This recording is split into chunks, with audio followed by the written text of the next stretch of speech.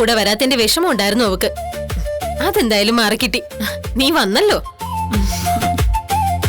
ഇരിക്കൂ മോനെ. സമയം കിടക്കല്ലേ ഞങ്ങളെ. ഒരു പെൺസിംഹത്തിന്റെ കൂട്ടില് പെട്ടുപോയിരിക്കും അവൻ. ഇനി ശ്രീകാന്തിന് ഞാൻ ഇരുത്തില്ല അച്ഛാ. വാ ഇങ്ങോട്ട്. വെട്ടി നിർത്തോട്ടെ.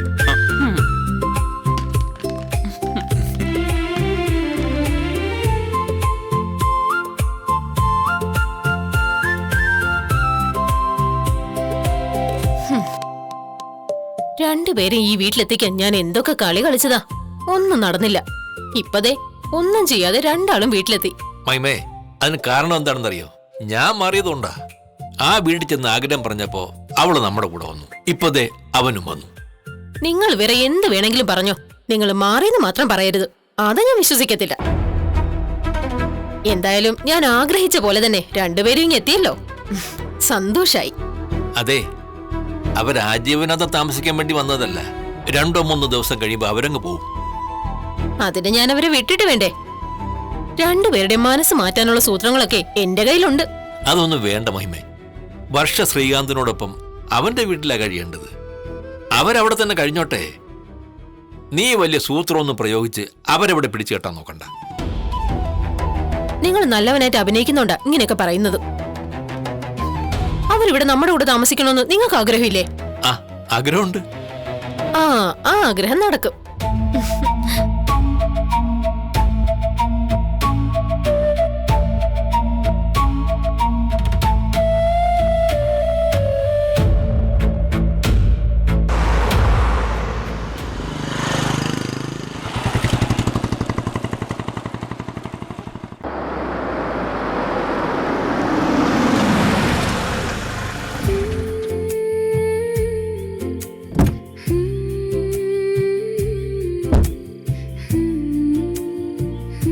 സച്ചേട്ടൻ എന്താ ഇത്ര വൈകിയത്? ഞാൻ വിളിക്കായിരിക്കായിരുന്നു. ഞാനൊരു ട്രിപ്പ് പോയതാ. കുറച്ചേരം വെയിറ്റ് ചെയ്യേണ്ടി വന്നു. അതാ വൈകി. അല്ല, ഇതെന്താ കയ്യില്? കയ്യില് വരല്? അയ്യോ, പുതിയ കോമഡി ഒന്നും സ്റ്റോക്ക് ഇല്ല അല്ലേ? ഇതെന്താ കയ്യിലെന്ന്? അതിപ്പോ പറയില്ല, സർപ്രൈസാ. ഇതൊക്കെ വർഷയ്ക്ക് വേണ്ടി വാങ്ങിയതാ. നീ പോയി വർഷയുടെ 2 കണ്ണും പൊത്തിപ്പിടിച്ചോണ്ട് ഇങ്ങോട്ട് കൂട്ടിക്കൊണ്ടു വാ. ഇത് ഞാൻ നമുക്ക് കൊടുക്കാം. ഇത്രയും ദൂരം അവളുടെ കണ്ണ് പൊത്തിപ്പിടിച്ചോണ്ട് വരുന്നതേ കുറച്ച് ബുദ്ധിമുട്ടാ സച്ചേട്ടാ. ദൂരോ? അവളുടെ മുറി നിന്ന് ഇങ്ങോട്ട് 100 കിലോമീറ്റർ ഉണ്ടോ? എന്റെ പൊന്ന് സച്ചേട്ടാ, വർഷ ഇവിടെ ഇല്ല. ഇവിടെ ഇല്ലേ? അവളോട് പോയി? അവളുടെ വീട്ടില്. വീട്ടിലോ? അതെന്തു പറ്റി? ശ്രീകാന്തോട്ട് വഴക്കടിച്ച് പിണങ്ങിപ്പോയതാണോ? ഏയ് അല്ല സച്ചേട്ടാ, ശ്രീകാന്തും അവൾക്കൊപ്പം അവളുടെ വീട്ടിലാ. വർഷയുടെ അച്ഛനും അമ്മയും അവളെ കാണാൻ ഇവിടെ വന്നിട്ടുണ്ടായിരുന്നു. അവർക്കൊപ്പം പോയതാ. ഒരു 2-3 ദിവസം കഴിഞ്ഞിട്ട് വരും. അവള് അവിടെ ചെന്ന് കുഞ്ഞിനെ ഒഴിവാക്കാനായിട്ട് എന്തെങ്കിലും വികൃതി ഒപ്പിക്കുമെന്നായി എന്റെ പേടി. അതുകൊണ്ടാ ഞാൻ ശ്രീകാന്തിനെയും കൂടി അങ്ങ് പറഞ്ഞു വിട്ടത്. അതേതായാലും നന്നായി. ഇതിനി അവള് വന്നിട്ട് കൊടുക്കാം. അല്ല, സർപ്രൈസ് പൊളിക്കുന്നോണ്ട് കുഴപ്പമുണ്ടോ? ഒരു കുഴപ്പമില്ല, നീ നോക്കൂ.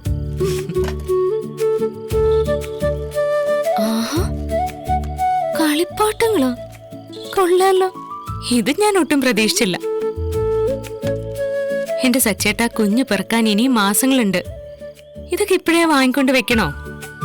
വേണം. കുഞ്ഞു പിറക്കുമ്പോഴേക്കും ആ കുഞ്ഞിന് വേണ്ട സാധനങ്ങൾ കൊണ്ട് ഈ വീട് ഞാൻ നിറയ്ക്കും. ഈ വീട്ടില് നിന്ന് തിരിയാൻ സ്ഥലം കാണില്ല. നീ നോക്കൂ.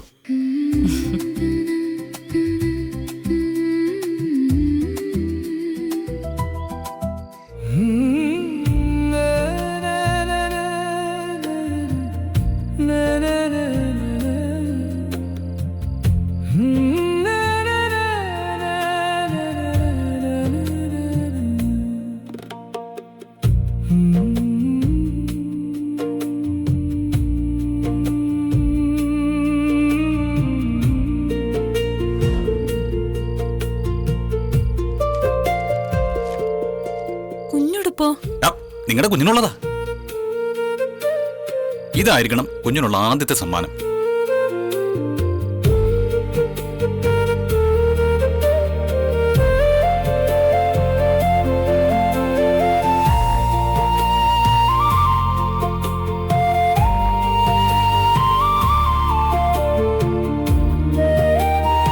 വർഷേ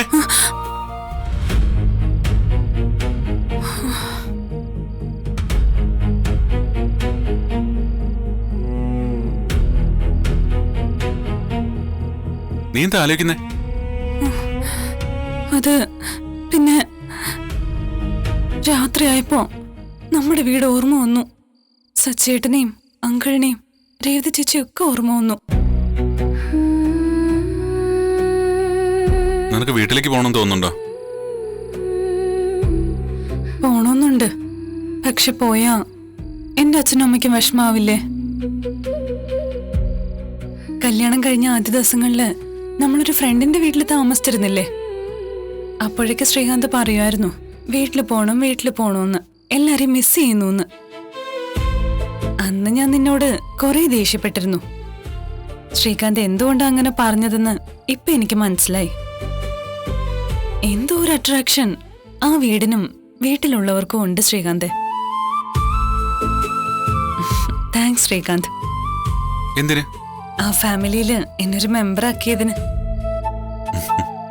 അല്ല, ഇവളെന്താ ഇങ്ങനെയൊക്കെ സംസാരിക്കുന്നേ? ഇവക്ക് എന്നോടുള്ള ദേഷ്യമൊക്കെ മാറിയോ? മനസ്സ് മാറിയോ? ഒരേ ഒരു കാര്യത്തിലാ എനിക്ക് നിന്നോട് ദേഷ്യം. അല്ലല്ല, രണ്ട് കാര്യത്തിലാ ദേഷ്യം. ബാക്കിയൊക്കെ ഓക്കെയാ. ഒന്നാമത്തേത്, റെസ്റ്റോറന്റ് തുടങ്ങുന്നതിന് നീ ഉടക്ക് വയ്ക്കുന്നത്.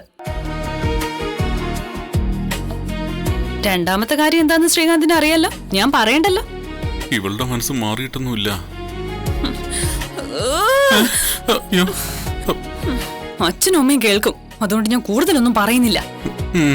മക്കളെ, ഫുഡ് റെഡിയായി, താഴേക്ക് വാ. എനിക്ക് ഭക്ഷണമൊന്നും വേണ്ട, നീ വേണമെങ്കിൽ പോയി കഴിക്ക്.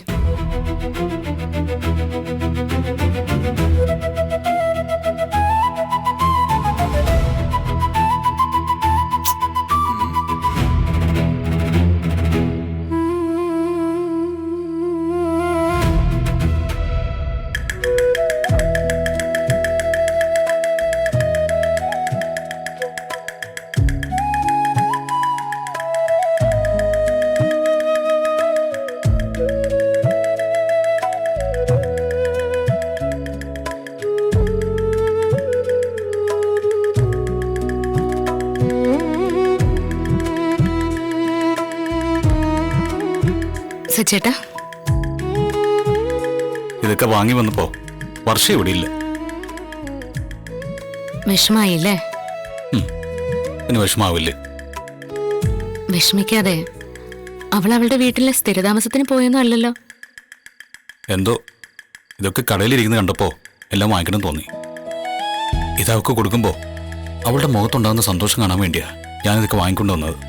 ഏയ്, എന്നാലും അവക്കൊരു സന്തോഷം കാണില്ല. ചിലപ്പോ ദേഷ്യം വരുമായിരിക്കും. ഇല്ല, അവളുടെ മനസ്സ് മാറുന്നുണ്ട്. അവൾക്കിത് കാണുമ്പോ ഉറപ്പായിട്ട് സന്തോഷമായേനെ.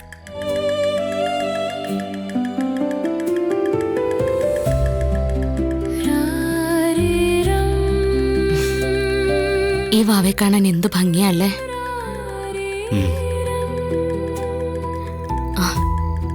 ഞാനേ ഒരിക്കലൊരു സ്വപ്നം കണ്ടിരുന്നു.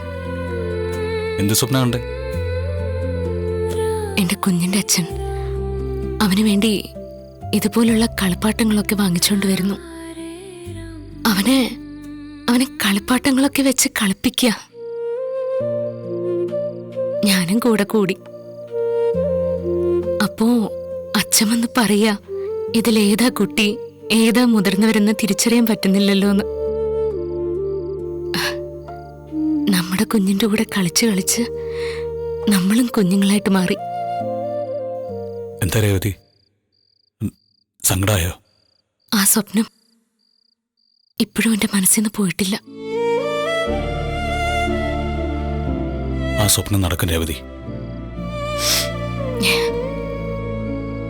നമ്മുടെ കുഞ്ഞിന്റെ ചിരി കാണാൻ വൈകുമെങ്കിലും നമ്മുടെ അനിയന്റെ അനിയത്തിയുടെയും കുഞ്ഞിന്റെ ചിരി അടുത്ത് തന്നെ കാണാമല്ലോ. അതൊരു സന്തോഷം തന്നെയല്ലേ സച്ചേട്ടാ? പിന്നല്ലാതെ. നമ്മൾ ആ കുഞ്ഞിനു വേണ്ടി കാത്തിരിക്കല്ലേ. ശരിക്കും എന്റെ ക്ഷമ നശിക്കുന്നുണ്ട് കേട്ടോ. എന്തായാലും മാസം തികയണമല്ലോ, അതുവരെ കാത്തിരുന്നല്ലേ പറ്റൂ. അവരുടെ കുഞ്ഞ് ജനിക്കുമ്പോ അതിനാദ്യം വാങ്ങിക്കൊടുത്ത കളിപ്പാട്ടം ഇതാണെന്ന് പറയാം. കളിപ്പാട്ടം വാങ്ങിയത് അതിന്റെ വല്യച്ഛനും.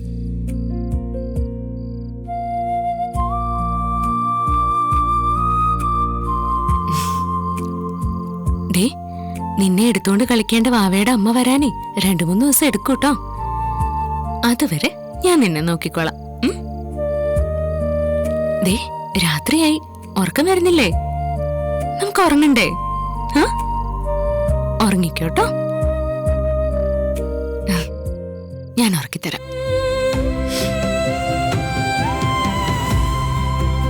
ബാബു, ബാബി, ഉറങ്ങിക്കോട്ടോ. ബാബു.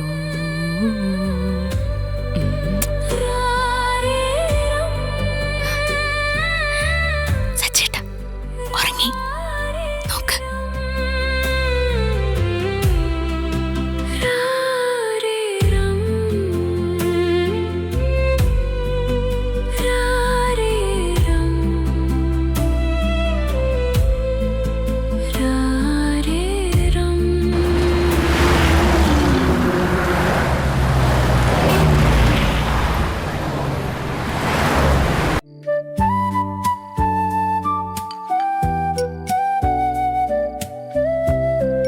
കുറച്ച് കറി എടുത്തു സച്ചേട്ടാ. മതി മതി.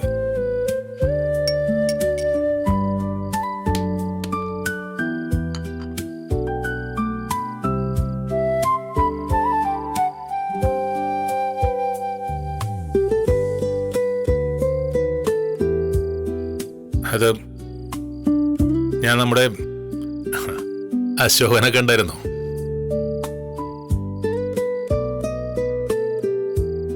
അത് നിങ്ങൾ ഇടയ്ക്കിടയ്ക്ക് കാണുന്നല്ലേ, പ്രത്യേകിച്ച് പറയാൻ എന്തിരിക്കുന്നു?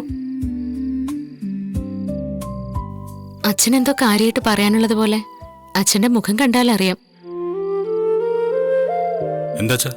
എന്താ കാര്യം? അത് പിന്നെ നമ്മുടെ അശോകന്റെ പരിചയത്തിൽ ഇവിടെ അടുത്തൊരു സ്കൂളുണ്ടേ. അവിടെ സ്കൂൾ ബസ് ഡ്രൈവറിന്റെ ഒരു താൽക്കാലിക ഒഴിവ് വന്നിട്ടുണ്ട്. അവിടുത്തെ സ്കൂൾ മാനേജർ അശോകന്റെ അടുത്ത സുഹൃത്താ. അശോകനോട് ചെല്ലാൻ പറ്റുമെന്ന് ചോദിച്ചിരിക്കുക. അവനാണെങ്കിൽ നടുവേദനയും മുട്ടുവേദനയൊക്കെ ആയിട്ടിരിക്കുക. അപ്പോ അവൻ എന്നോട് നീ പോകുന്നോന്ന് എന്നോട് ചോദിച്ചു. എന്നിട്ട് രവിയേട്ടൻ എന്ത് പറഞ്ഞു? ഞാൻ പോവാതെ പറഞ്ഞു. അച്ഛൻ സ്കൂളിലെ ബസിന്റെ ഡ്രൈവറായിട്ടോ?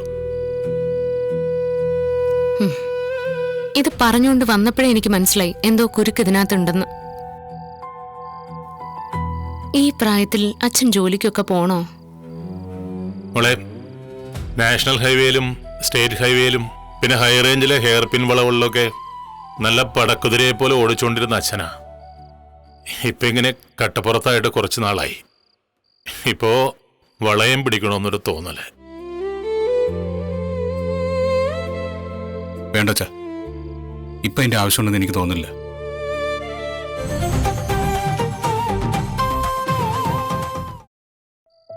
വേണ്ടച്ചാ, ഇപ്പൊ അതിന്റെ ആവശ്യമുണ്ടെന്ന് എനിക്ക് തോന്നുന്നില്ല. ജീവിതകാലം മുഴുവൻ കുടുംബത്തിന് വേണ്ടിയും മക്കളെ വളർത്താൻ വേണ്ടിയും രാപ്പകല് വളയം പിടിച്ച് കഷ്ടപ്പെട്ട ആളാച്ചൻ. റിട്ടയർമെന്റ് ജീവിതത്തില് ഇനിയും വല്ലയിടത്തും പോയി ജോലി ചെയ്യേണ്ട ഒരു ആവശ്യമില്ല അച്ഛാ. അതിന് റിട്ടയർ ചെയ്യുന്ന എല്ലാരും വീട്ടിലിങ്ങനെ വെറുതെ ഇരിക്കുകയാണോ ചെയ്യുന്നത്? അച്ഛൻ പറഞ്ഞതുപോലെ പടക്കുതിരയെ പോലെ ഓടിക്കൊണ്ടിരുന്ന ഒരാള് പെട്ടെന്നൊരു ദിവസം റിട്ടയർ ചെയ്ത് വീട്ടിലിരിക്കുമ്പോഴാ ഈ പറഞ്ഞ അസുഖങ്ങളൊക്കെ വരുന്നത്. അതേസമയം വല്ല ജോലിയും ചെയ്തുകൊണ്ടിരുന്ന കുറച്ചു നാളും കൂടെ അച്ഛൻ ആരോഗ്യത്തോടെ ജീവിക്കാം. അതെ, ശ്രുതി പറഞ്ഞാൽ ശരിയാ. എന്നാലും ഒന്നുകൂടി ഇന്ന് ആലോചിച്ചിട്ട് മതി. അച്ഛാ, ഈ പ്രായത്തിൽ അച്ഛനൊരു ജോലിക്കും പോകണ്ട. ചിലര് പ്രായമായാലും ജോലിക്ക് പോവാറുണ്ട്. അത് അവരുടെ സാഹചര്യം കൊണ്ടാ. അച്ഛന് ഇവിടെ അങ്ങനെ ഒരു സാഹചര്യം ഇല്ല. എന്തായാലും ഒന്നാമത് ചെറിയ ചെറിയ അസുഖങ്ങളായിട്ടിരിക്കുക. അതും വെച്ചോണ്ട് വണ്ടി ഓടിക്കാന്നൊക്കെ പറഞ്ഞാൽ അതൊന്നും വേണ്ടച്ചാ. അതൊന്നും ശരിയാവില്ല. എടാ, അച്ഛന്റെ ആരോഗ്യസ്ഥിതിക്ക് ഇപ്പൊ എന്താ കുഴപ്പം? നീ നോക്ക്, പയറ് പോലെയല്ലേ ഇരിക്കുന്നത്. അച്ഛാ, വെറുതെ ഇങ്ങനെ ജോലിയൊന്നും ചെയ്യാതെ തുരുമ്പിക്കുന്നതിനേക്കാളും നല്ലത് എന്തെങ്കിലും ജോലി ചെയ്യുന്നത്. നീ മിണ്ടിപ്പോരുത്. അങ്ങനെ അച്ഛൻ ജോലിക്ക് പോയി കൊണ്ടുവന്ന് നീ തിന്നണ്ട.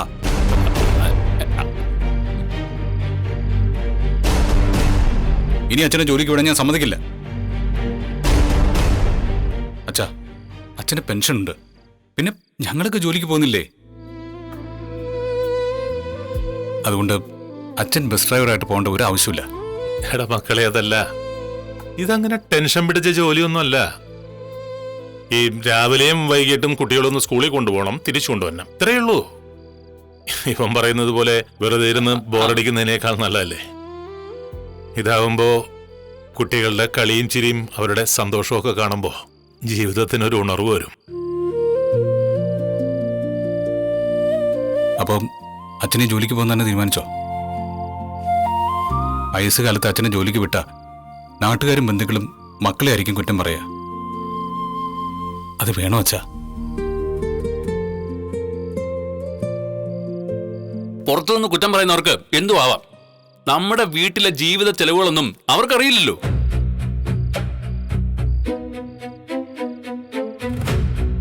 അച്ഛന്റെ ജോലി കൊണ്ട് നമുക്കൊരു എക്സ്ട്രാ സേവിങ്സും ആവും.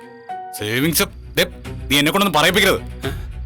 അച്ഛന്റെ 50 ലക്ഷം എടുത്ത് ഓടിപ്പോവാനാ നീ.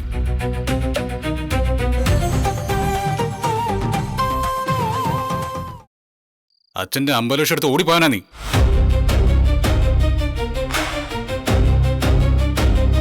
ഇന്നത്തെ കാലത്ത് ഒരു KSRTC ഡ്രൈവർ കയ്യിൽ 50 ലക്ഷം രൂപ ഉണ്ടെന്ന് പറഞ്ഞാൽ അയാളുടെ ജീവിതത്തിലെ ആകെയുള്ള തുകയാ. ആ സമ്പാദ്യം കൈക്കലാക്കിയില്ലാതെ നീ പോയേ.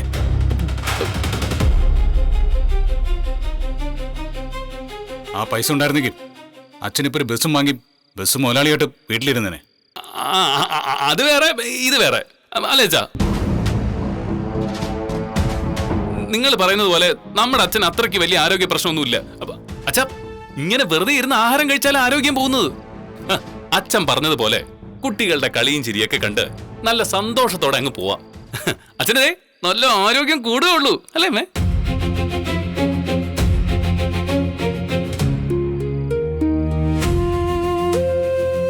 അമ്മ എന്തോ ഒന്നും പറയാത്തെ? ശമ്പളം എത്ര കിട്ടും? അതറിയില്ല. നാളെ രാവിലെ സ്കൂളിൽ ചെല്ലാനാ പറഞ്ഞിരിക്കുന്നത്. അപ്പം മാനേജർ പറയും. നിങ്ങൾ ജോലിക്ക് പോകുന്നതിനോട് എനിക്ക് വലിയ താല്പര്യമൊന്നുമില്ല. എന്നാലും നിങ്ങൾക്ക് പോണമെന്നുണ്ടെങ്കിൽ പൊയ്ക്കോ. പെൻഷന്റെ കൂടെ കുറച്ച് കാശുകൂടെ എക്സ്ട്രാ കിട്ടുമല്ലോ. രാവിലെയും വൈകിട്ടും കുട്ടികളെ സ്കൂളിൽ കൊണ്ടുവരികയും കൊണ്ടാക്കുകയും ചെയ്യണം, അത്രയേ ഉള്ളൂ. ബാക്കി സമയമെല്ലാം ഞാൻ ഫ്രീയാ. വേണേല് ഞാനിവിടെ തിരിച്ചു വന്നിട്ട് വീണ്ടും പോവാം. ആ, എന്തായാലും 2 മാസത്തെ കാര്യമല്ലേ ഉള്ളൂ. രവിടം പൊയ്ക്കോ.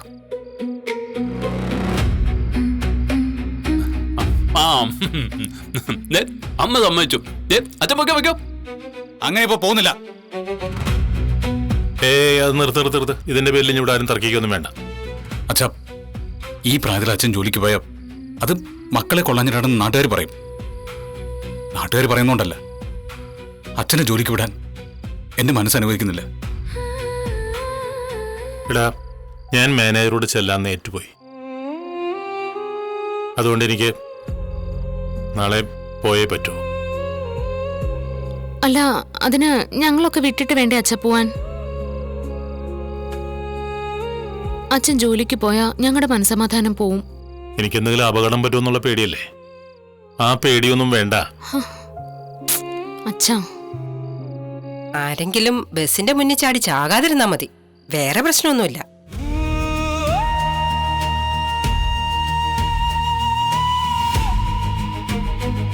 ചന്ദ്രേ, രേവതിയെ കുത്താൻ കിട്ടുന്ന ഒരവസരം വെറുതെ വിടില്ലല്ലേ? അമ്മേ, ഇതിനുള്ള മറുപടി പറയാൻ എനിക്ക് അറിയാൻ പാടില്ലഞ്ഞിട്ടല്ല.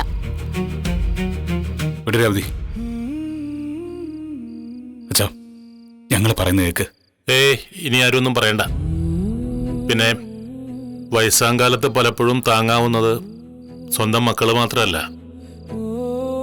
കയ്യിൽ കരുതി വെച്ച കാശ് കൂടിയാ.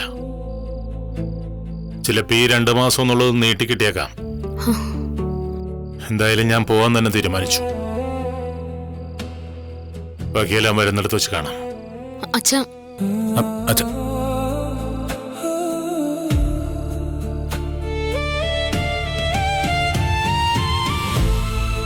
നല്ല ശമ്പളം ഉണ്ടാവുമായിരിക്കും.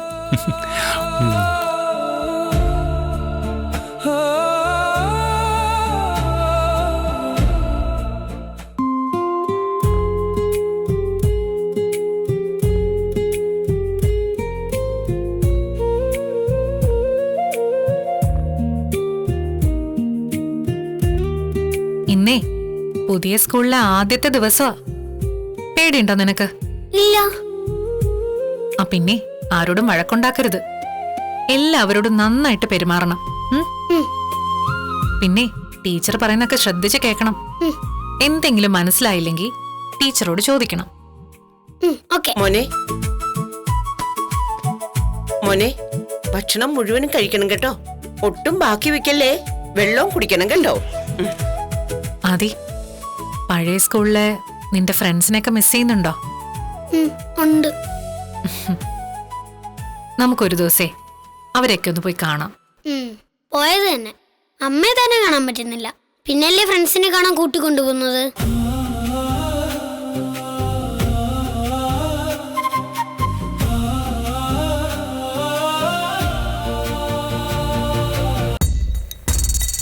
ആ പോലീസുകാരനുമായിട്ടുള്ള ദേവന്റെ വിവാഹം ഞാൻ ജീവിച്ചിരിക്കുമ്പോൾ നടക്കില്ല. നടത്തില്ല. ഞാൻ ആരൊക്കെ എതിർത്താലും എന്തൊക്കെ പ്രതിസന്ധികൾ വന്നാലും ഞാൻ ജീവിച്ചിരിക്കുകയാണെങ്കിൽ എൻ്റെ അനിയത്തി അവൾക്ക് ഇഷ്ടപ്പെട്ട ആളെ തന്നെ വിവാഹം ചെയ്തിരിക്കും. അതിലൊരു മാറ്റമില്ല. സച്ചിയും രേവതിയും 2 തട്ടിൽ ചെമ്പനീർ പൂവ് ദിവസവും രാത്രി 7:30.